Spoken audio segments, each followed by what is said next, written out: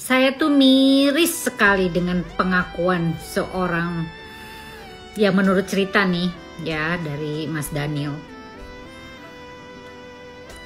Sekarang ini sekolah-sekolah yang international school kayak seperti sudah menormalisasi soal LGBT.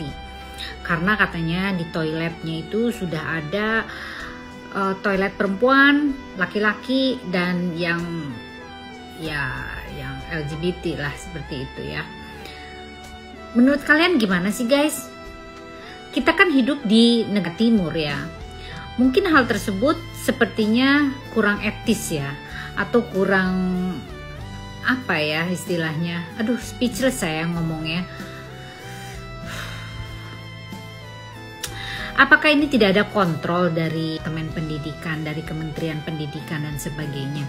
Kalau yang namanya international school juga, ya hal tersebut nggak perlu harus ada normalisasi lah gitu ya. Kalau menurut saya loh ya, nggak apa-apa deh kalian bilang saya tidak open minded atau bagaimana, tapi yang jelas kalau saya merujuk dari sisi kepercayaan yang saya anut gitu loh. Saya tetap menentang yang namanya LGBT. Apalagi LGBT itu dipublish gitu ya, dipublish dan dia mengungkapkan soal kehidupan kesehariannya dan dia benar-benar membuka permasalahan kehidupannya dengan sesama jenisnya dan sebagainya. Kita bisa hidup berdampingan dengan mereka asal mereka tidak saling yaitu tadi mempublish dan sebagainya. Artinya kalau mempublish itu memberitahukan ke halayak ramai dan dia pun secara tidak langsung memberikan contoh dan mempengaruhi orang-orang yang tadinya normal gitu ya. Kita bilang bahwa dia ya mereka orang-orang spesial, bisa dianggap seperti itu, tapi ya janganlah. Aduh, gimana ya? Coba deh kalian ya, saya pengen tahu apa pendapat kalian soal ini.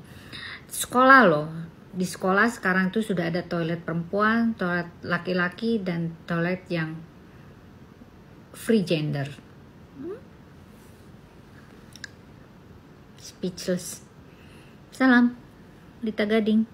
Mungkin kalau kita bisa petik sedikit, ada upaya menormalisasikan gerakan LGBT dalam pendidikan formal begitu. Sebenarnya pada saat itu melihatnya seperti apa, Mas Daniel? Oke, jadi yang namanya woke agenda ini memang di dunia barat atau di western culture itu kayaknya memang sudah diterima dan bahkan menjadi sebuah apa ya, keharusan. Mereka benar-benar mengharuskan. Kita udah melihat di banyak film kartun misalnya yang temanya sebenarnya keluarga, tapi mulai memasukkan unsur-unsur si woke agenda ini. Dan banyak film-film yang sebenarnya untuk keluarga, tapi tetap aja ada adegan tertentu yang mendukung si woke agenda ini.